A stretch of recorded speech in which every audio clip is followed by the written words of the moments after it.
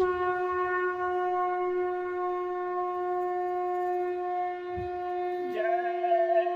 गुरुदेव। जय गुरुदेव।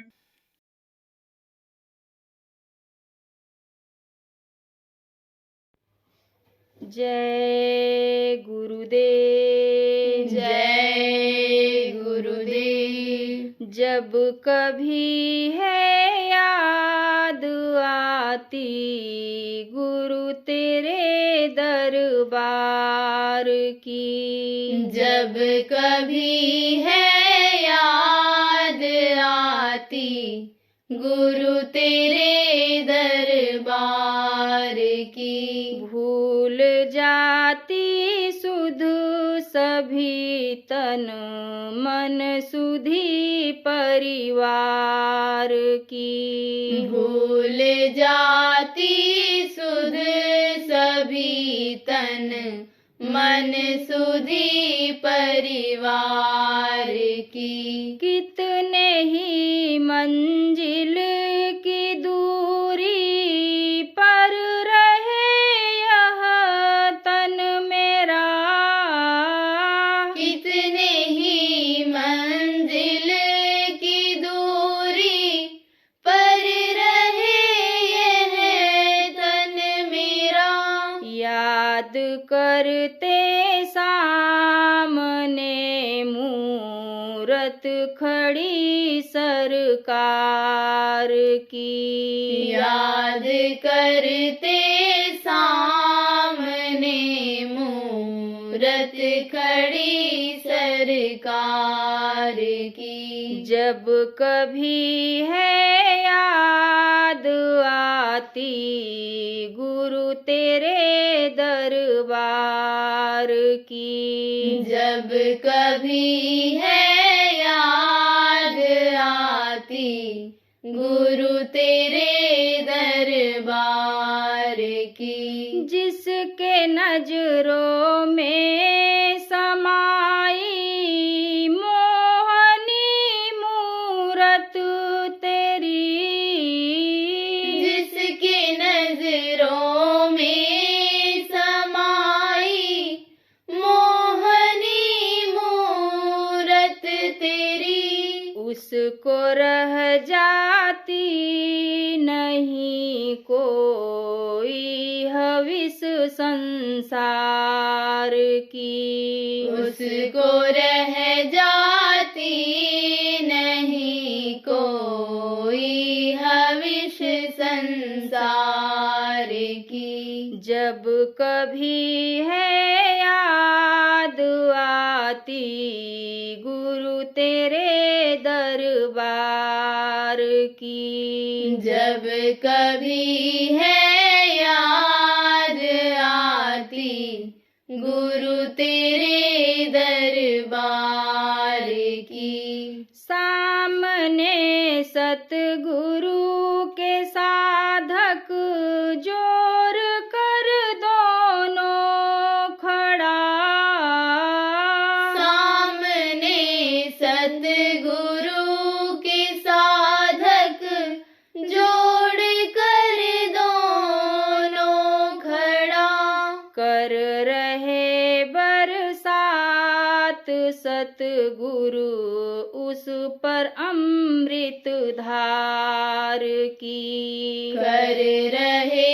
बरसात सतगुरु उस पर अमृत धार की।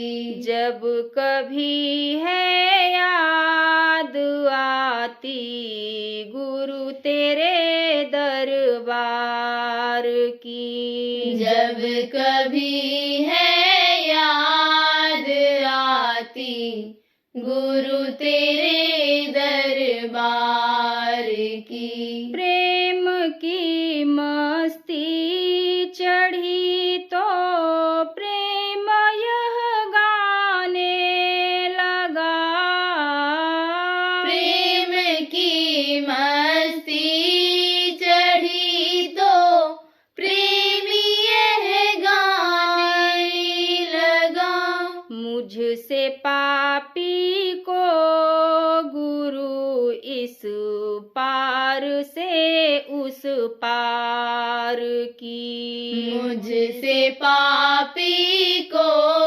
गुरु इस पार से उस पार की। जब कभी है याद आती गुरु तेरे दरबार की। जब कभी है याद आती गुरु तेरे दरबार की। भूल जाती सुध सभी तन मन सुधी परिवार की। भूल जाती सुध सभी तन मन सुधी परिवार की। जय गुरुदेव। जय गुरुदेव।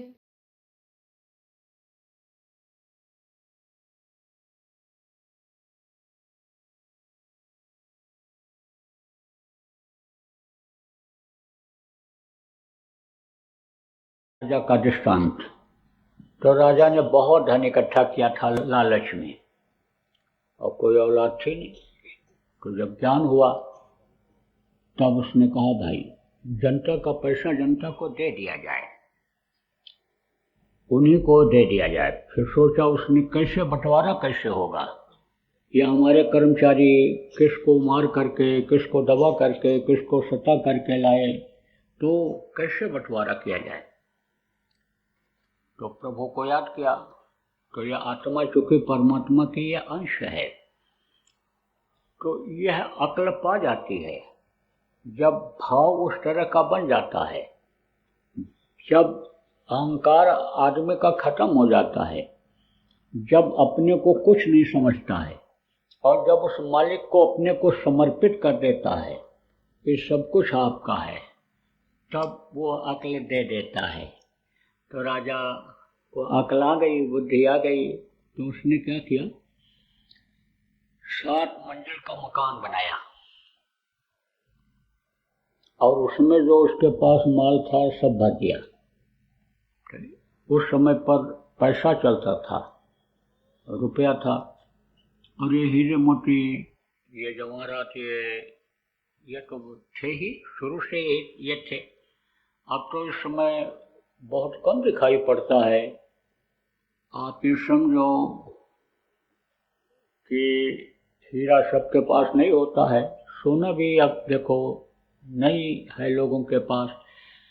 बड़े बड़े घर की औरतों ने सब बेच दिया, बेच करके क्या खरीद लाती हैं, ये खेल खिलौना बच्चों का, वो घर में सजावट करने वाला, वो जो यानी खराब हो जाए यानी मशीनरी सामान, तो कबाड़ में भी स्क्रैप जिसको कहते हो, तौल के भाव भी न बिके, वो चीज़ें सब खरीद लाती।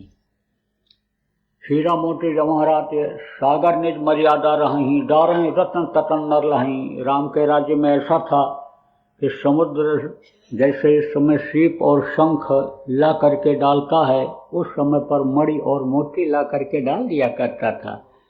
तो जब मणि मोती ऐसे समुद्र के किनारे पड़ी रहती थी, तो जैसे इस समय सीप पड़ी रहती है, शंख पड़े रहते हैं छोटे छोटे समुद्र के किनारे, ऐसे पड़े रहते थे। लोग उठा करके ले आते थे, बच्चों को दे देते थे। बच्चे जैसे कौड़ी कंजा इस समय खेलते हैं, ऐसे ही वो खेलते रहते थे हीरा मोती जवाहरात से। कहते हैं नियत सही रखो तो बरकत होती है। नियत सही थी उनके राज्य में। दूसरे के धन को लोग धन अपना नहीं समझते थे, शहर की तरह से समझते थे। आज की तरह से थोड़ा है कि राम राम जपना, पराया माल अपना, यानी टीका चंदन भी लगाए रहो, चढ़वा चंदन भी लगाओ, और यानी बढ़िया गीता रामायण भी पढ़ो, श्लोक भी पढ़ो, राम राम जपो, हरे कृष्णा जपो। माल मिल जाए एक दूसरे का तो चुपके से पागल दबा के और निकल जाओ, ऐसा नहीं था। दूसरे के धन को लोग जहर की तरह समझते थे। और दूसरे की माँ और बहन को अपनी माँ बहन की तरह से समझते थे, तो नीयत सही थी तो बरकत होती थी। तो एक मंजिल पर तो राजा ने पैसा ही पैसा रखवा दिया, दूसरे मंजिल पर रुपया रखवा दिया, तीसरे मंजिल पर सोने के सिक्के मोहरें जिनको कहा गया वो रखवा दिया, चौथे पर चांदी रखवा दिया, पांचवें पर मोती रखवा दिया, छठवीं मंजिल पर हीरा रखवा दिया और सातवां मंजिल पर जा करके खुद बैठ गया और ये ऐलान करा दिया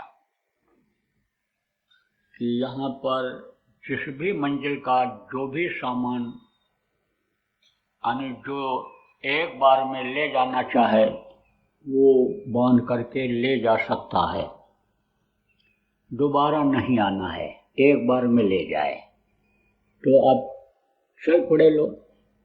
अब कोई पैसे की गठरी बांध के लेके जा रहा है तो कोई और दूसरे मंजिल पर गया तो वहाँ से रुपया मिला, उसको बांधा, फिर सोना बांधा, फिर समझो फिर यानी मोती बांधा और फिर हीरे की गठरी छठवीं मंजिल पर बांधे। यानी जो जैसे थे, जैसे जिसकी अकल काम की, बुद्धि जिनकी जैसे काम किया, ऐसे ऐसे ये करके लोग जाने लग गए। तो वही सोच लिया कि हीरा से कीमती क्या चीज होगी, अब क्या होगा, तो कोई सातवें मंजिल पर जाए ही नहीं। एक समझदार आदमी था, गुरु का बंदा था, गुरु से नाम प्राप्त किया था, जानकारी थी उसको।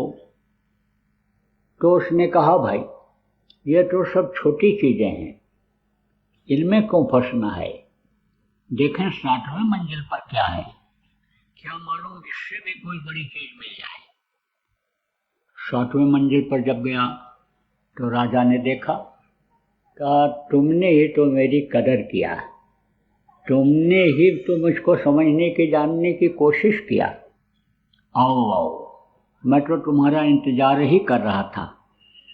और अपना ताज उतारा और उसके सिर पर रख दिया।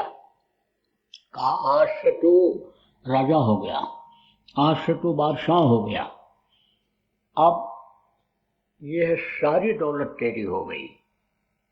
तो प्रेमियों, आप बहुत से लोग तो पैसा रुपया इकट्ठा करने में लगे हुए हो, किसी को सोना पाने की, सोना इकट्ठा करने की इच्छा हो गई तो सोना इकट्ठा करने में लग गए हो, कोई हीरा मोती में लगे हुए हो, बाल बच्चों की सेवा, ये क्या है, आगे कुछ न सोचना, खाना बच्चा पैदा करना, दुनिया संसार से चला जाना, ये क्या है, ये तो पैसे के बराबर है। रुपया पैसा कुछ इकट्ठा कर लिया, उससे मान सम्मान थोड़ा बहुत मिलने लग गया आपको, और ज़्यादा हीरा मोती हो गया, ज़्यादा पैसे वाले हो गए। कुछ लोग ऐसे भी हैं कि जो साधना करते हैं और साधना जब करते हैं तो देवताओं का दर्शन होता है, देवताओं का दर्शन होता है तो समझो कि यानी सिद्धि मिल जाती है। देखो ये जो लोक हैं देवताओं के, वो तो ऊपर हैं, लेकिन इनकी परछाई इस शरीर पर जो चक्र हैं, कमल हैं, वहाँ पड़ती रहती है। जैसे गुदा चक्र है तो गणेश जी की परछाई यहाँ पड़ती है, 4 दल कमल है, इनकी परछाई पड़ती है गणेश जी की। ये यानी जब चक्र रुकता है तो इनका दर्शन होता है, रिद्धि सिद्धि इनके साथ दिखती हैं। वहीं पर इंद्र भी दिख जाते हैं, वहीं यमराज भी, यानी पंखुड़ियाँ हैं, पूरब की तरफ शची और इंद्र का दर्शन हो जाता है, और आप समझो दक्षिण तरफ यमराज वैसे दिख जाते हैं, और कुबेर दिख जाते हैं उत्तर तरफ। चित्रगुप्त भी जो सबका हिसाब रखते हैं, यानी यमराज के जो मंत्री हैं, ये जिनको कहते हो, वो भी वहीं दिख जाते हैं। तो वहाँ पहुँचने से एक ताकत आ जाती है, एक भावना त्याग के आदमी के अंदर पैदा हो जाती है। आप ये समझो हरिम की आवाज मिल जाती है, मस्तानी आवाज मिल जाती है, उसकी उन आवाज़ों में एक अलग कशिश होती है। ऐसे ही आप ये समझो कि इंद्रिय चक्र पर पहुँचते ही यानी समझो जब दर्शन होता है ब्रह्मा और सावित्री सरस्वती गायत्री का, तो सरस्वती की शक्ति आ जाती है, वाणी में शक्ति आ जाती है। आप ये समझो कि वेद की ऋचाएँ यानी समझो याद हो जाती हैं। ऐसे ये शक्तियाँ ऊपर की भी तरफ हैं। तो जब ऊपर की साधना करते हैं, दसवां द्वार जिसको कहा गया, तीसरा तेज जिसको कहा गया, पिंडी दसवां द्वार को जब छोड़ती है ये जीवात्मा, तो ये ऊपर जाती है। मान लो सहस्रदल कमल तक पहुंच गई, लेकिन सहस्रदल कमल पहुंचने के बाद मुक्ति मोक्ष नहीं मिलता है। जिसका उदाहरण आप यानी समझ लो कि चांदी के लिए आप कर लो कि मान लो चांदी मिल गया, तो वहाँ पहुँचने के बाद कहते हैं भाई इनका तो चांदी ही चांदी है। थोड़ा हाथ डालते हैं, ज़्यादा कामयाबी मिल जाती है, थोड़ी मेहनत करते हैं, ज़्यादा मुनाफा हो जाता है, इनका तो चांदी ही चांदी है। तो ऐसे वो चीज़ मिल जाती है, मुक्ति मोक्ष नहीं मिलता है। लौट लौट 84 आया, लौटना पड़ता है वहाँ तक। यानी समझो ये जितनी भी यानी समझो कि यह नाशवान चीज़ें हैं वो अविनाशी नहीं हो सकती हैं। अविनाशी तो वही प्रभु है। वहाँ जब तक कि आत्मा नहीं पहुँचेगी तब तक समझो कि मुक्ति नहीं मिलने वाला है। और आगे बढ़ गए, मान लो ब्रह्म स्थान पर पहुँच गए, त्रिकुटी पर पहुँच गए तो समझ लो मोती मिल गया, और आगे पार ब्रह्म स्थान पर पहुँच गए, मान लो हीरा मिल गया।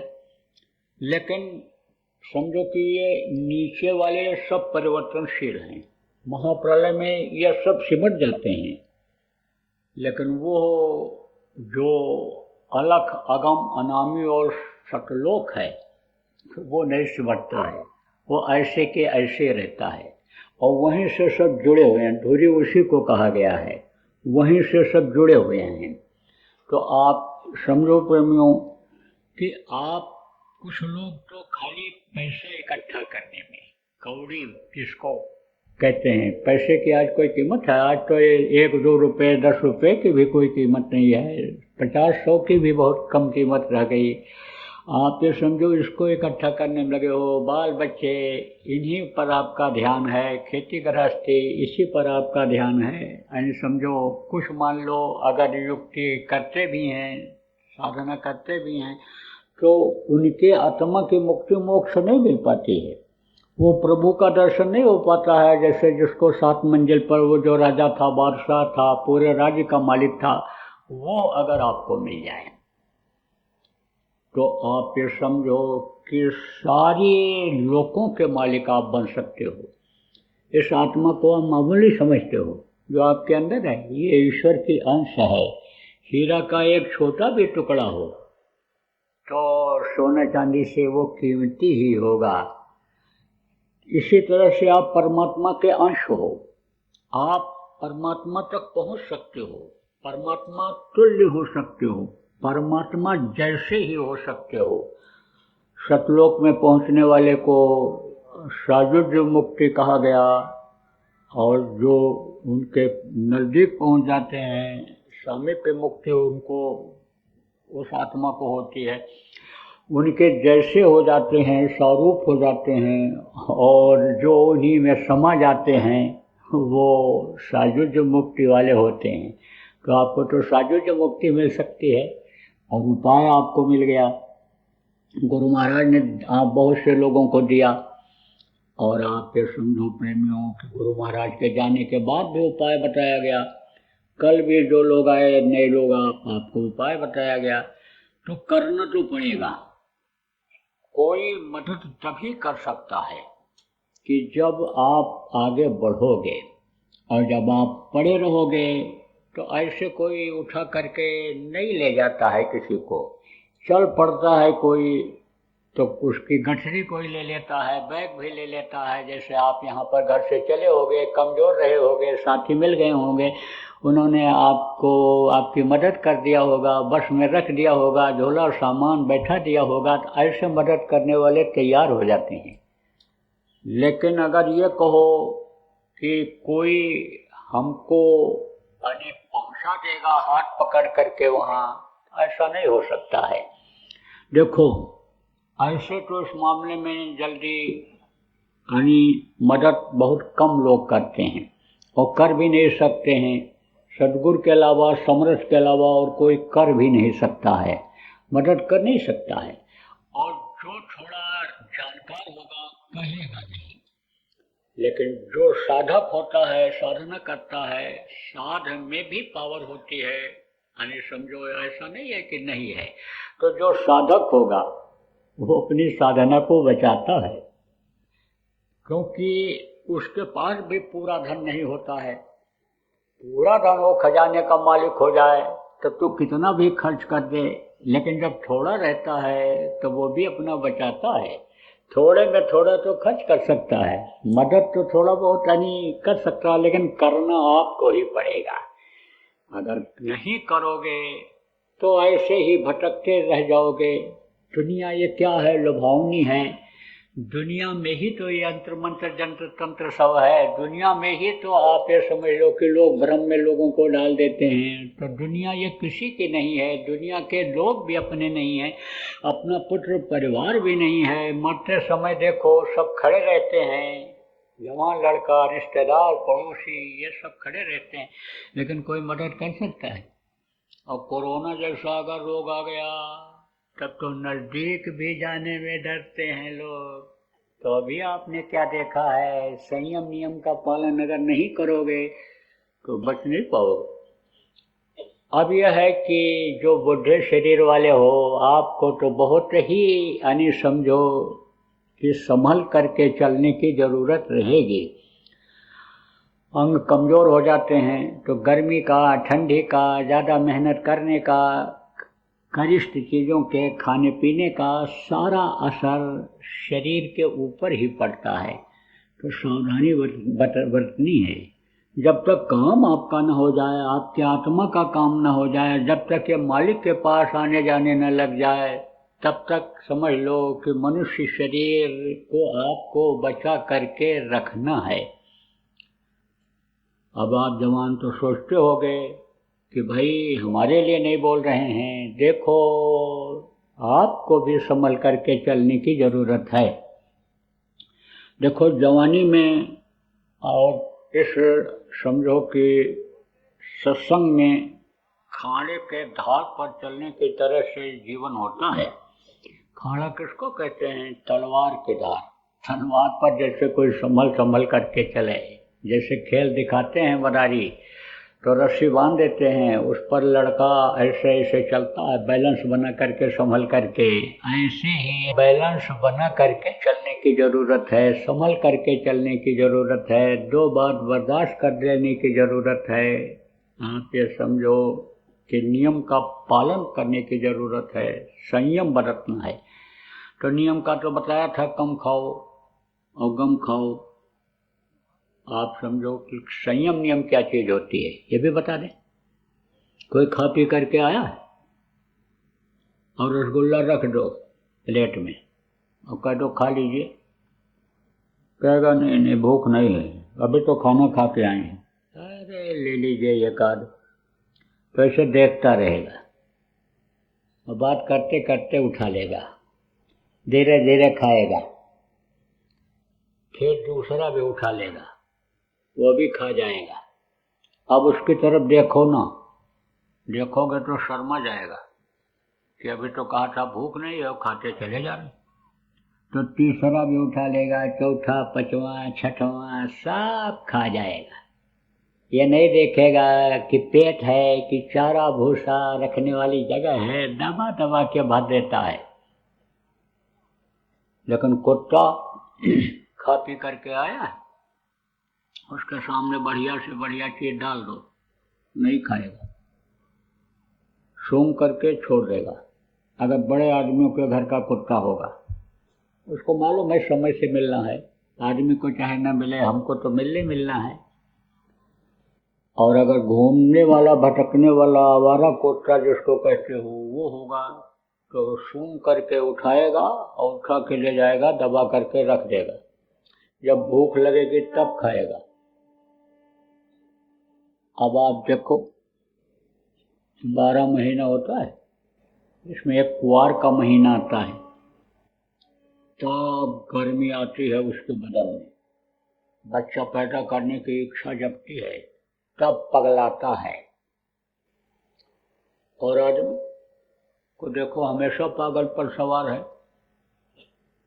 तो संयम और नियम ये बनाया गया, संयम और नियम का पालन करना चाहिए।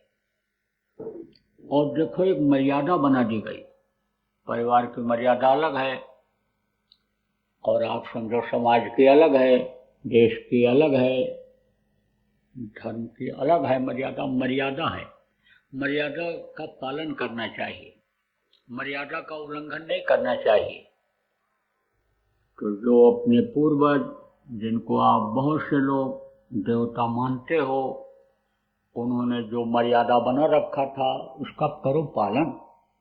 जननी समझाने पर नारी, धन पराय बिष्टे बिस्वारी। अभी उदाहरण में आपको बताया था, दूसरे के धन को जहर की तरह मानते थे, दूसरे की माँ बहन को अपनी माँ और बहन की तरह से समझते थे। तो देखो यह भावनाएं अभी आगे लोगों की बहुत खराब होंगी, यानी समझो नियत बहुत खराब होगी लोगों की। आए दिन आपको सुनने को मिलेगा कि बलात्कार हो गया, अपहरण हो गया, गैंग रेप जिसको कहते हो, ये हो गया। तनिक देर में आदमी का मन मचल जाएगा, और परिणाम भी उसका आपको सुनने को मिलेगा कि क्या हुआ, पीट डाला लोगों ने, हाथ पैर तोड़ दिया, जेल चले गए, अपराध किया तो फांसी की सजा हुई। तो इसलिए समझ लो आप कि आपको इससे प्रेमियों बचना है। भविष्यवाणी का मतलब यह होता है बातें बता दी गई, तो भविष्यवाणी नहीं करना है मुझे, लेकिन समझाना है कि जो आगे होने वाला है, बुरा कर्म लोग करने वाले हैं, उससे आप बचो। तो आप बचो।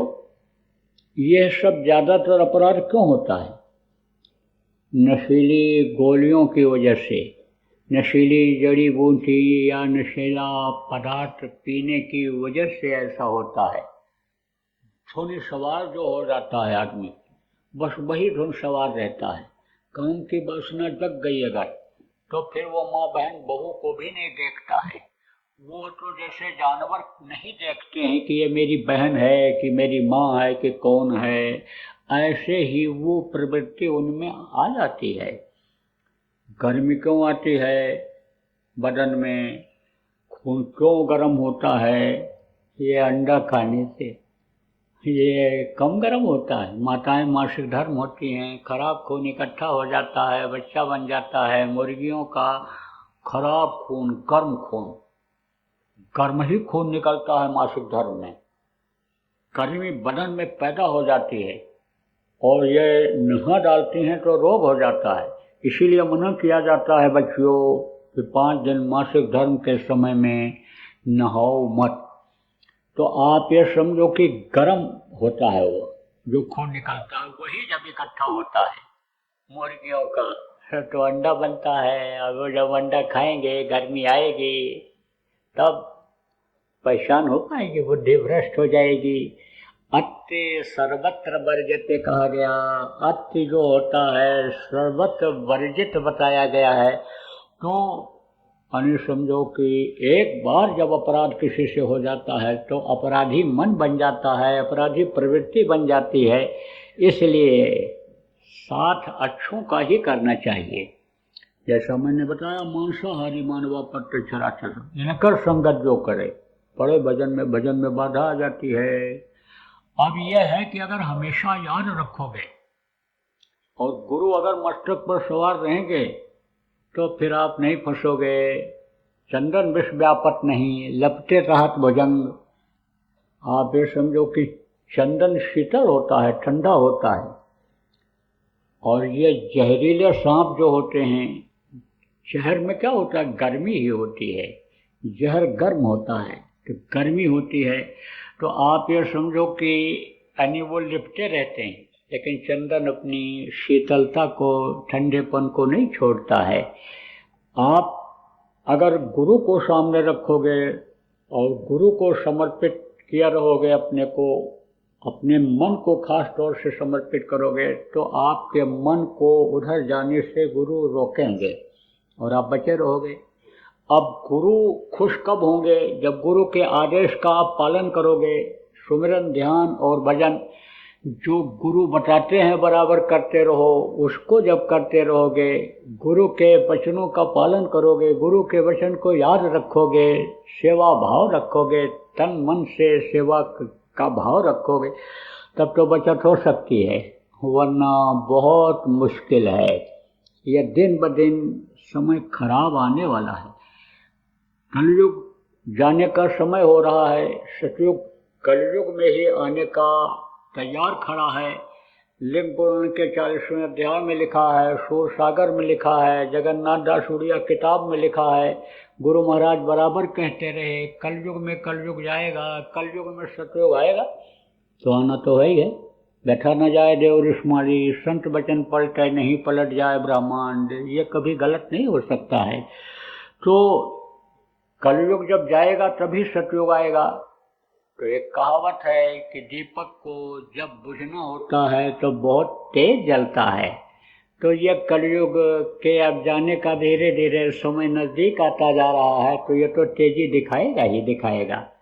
तो समझ लो खराब समय आने वाला है, इसलिए आपको शाकाहारी रहना है, नशा मुक्त रहना है, आपको अपराधों से दूर रहना है, आप प्रेमियों यानी सेवा भाव आपको रखना है, परोपकार भाव आपको रखना है, सत्य रूपी धर्म का पालन करना है, सेवा भाव, परोपकार भाव ये सब आपको रखना है। हिंसा हत्या से दूर रहना है, हो सके किसी की मदद कर दो, बुरा मत चाहो।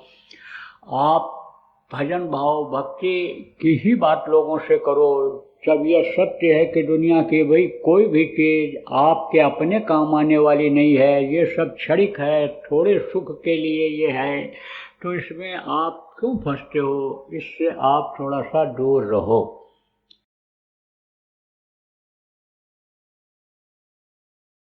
प्रभु का नाम जो वक्त का नाम होता है, उस वक्त के नाम से जब उसको पुकारते हैं तब वो देखता है, तब वो प्रभु मदद कर देता है। प्रभु वो दीन बंधु कहलाता है, दीन दयाल कहलाता है, वो सच्चिदानंद कहलाता है। वो हमेशा सच्चे लोगों का, अच्छे लोगों का मदद करता है। दीन गरीबों की ही वो मदद के लिए आता है, तो वो मदद करता है। तो जब आदमी निराश हो जाता है, कोई विकल्प नहीं रहता है, और उस समय याद करता है उस प्रभु को, तो वो प्रभु मदद करता है। तो ये जय गुरुदेव नाम ये हमेशा मददगार है, ये हमेशा समझो आपका समझो सहायक है, ये हमेशा मददगार है। तो इस जय गुरुदेव नाम को आप लोग अपने घरों में ध्वनि बोलवाना, बच्चों को, पूरे परिवार को इकट्ठा करके, और लगातार 1 घंटा सुबह शाम अगर जय गुरुदेव नाम की ध्वनि बोलने लगोगे तो धीरे धीरे तकलीफें आपकी निकलती हुई नजर आएंगी। जय गुरुदेव। सरकारी व गैर सरकारी अनुदान के लिए बिना सत्संगियों के सहयोग द्वारा जनहित के कार्यों में लगी हुई बाबा जय गुरुदेव धर्म विकास संस्था का मुख्यालय पिंगलेश्वर रेलवे स्टेशन के सामने मक्सी रोड, उज्जैन, मध्य प्रदेश में है। यहाँ पर सत्संग व नामदान का कार्यक्रम होता रहता है। अतः आप श्रोताओं से अनुरोध है कि बाबा उमाकांत जी महाराज के आश्रम उज्जैन एक बार परिवार सहित जरूर पधारिएगा। आपके सुझाव के लिए व्हाट्सएप नंबर 95756007 700। जय गुरुदेव, जय गुरुदेव।